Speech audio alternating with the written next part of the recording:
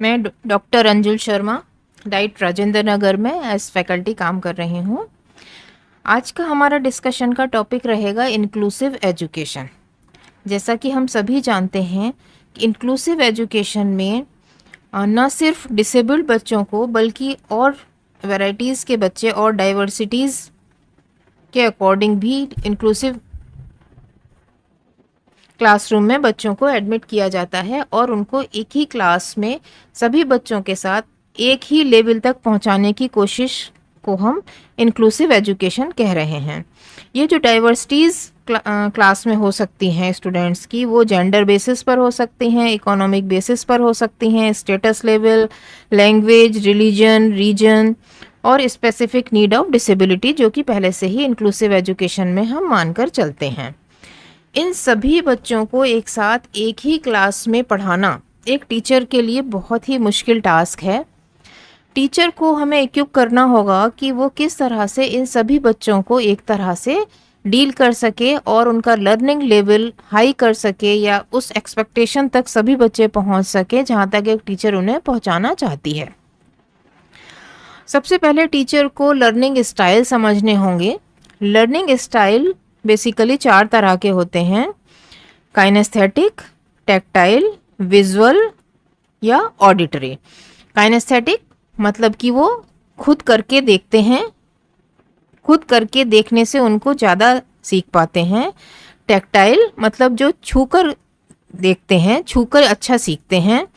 कुछ बच्चे होते हैं जो देखकर ही अच्छा समझते और सीखते हैं। और चौथी तरह के होते हैं जो सुनकर बहुत अच्छा देखते और समझते हैं।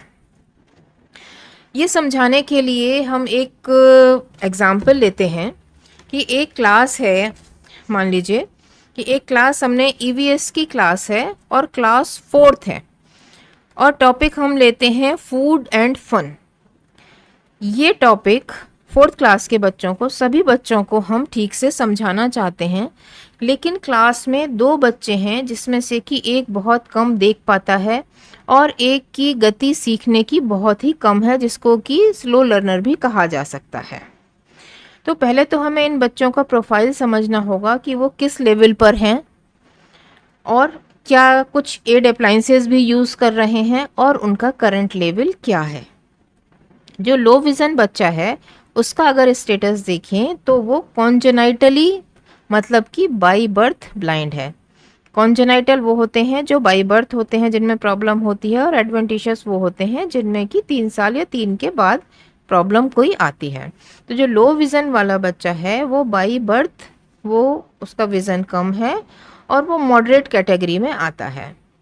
एड्स अप्लायंसेज में वो मैग्नीफाइंग ग्लास यूज़ करता है और लार्ज प्रिंट को पढ़ सकता है और बोल्ड लिखा हुआ जो होता है उसको वो पढ़ सकता है। छोटे अक्षर जो बुक में दिए हुए हैं वो नहीं पढ़ पाता है। जो उसका करंट लेवल है, वर्बल इंस्ट्रक्शंस जो उसको दी जाती हैं वो उनको समझ सकता है।